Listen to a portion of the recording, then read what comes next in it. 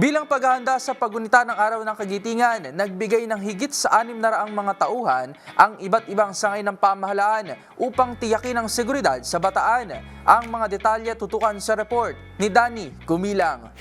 Mahigit sa 600 ng mga tauhan mula sa iba't ibang sangay ng gobyerno ang ipakakalat upang magbigay ng seguridad sa pagdiriwang na ika-83 anibersaryo ng Araw ng Kagitingan na gaganapin ito sa bundok ng Mount Sama Shrine sa Barangay Diwa, Pilar, Bataan sa Abril 9, 2025. Kabilang sa mga magbabantay ang mga miyembro ng Philippine National Police, PNP, Armed Forces of the Philippines, AFP, Presidential Security Group, PSG, mga traffic enforcer at mga intelligence personnel.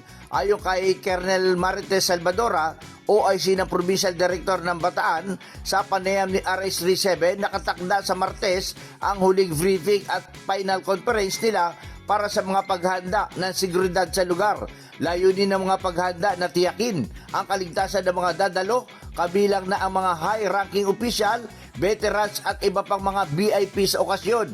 Inaasahan na ang pagdiriwang ay dadaluhan at pangungunahan ng Pangulo ng Pilipinas, BBM at mga lokal opisyal at magsisilbing pagpaparangal sa mga bayaning nagbuwis ng buhay para sa kalayaan ng bansa.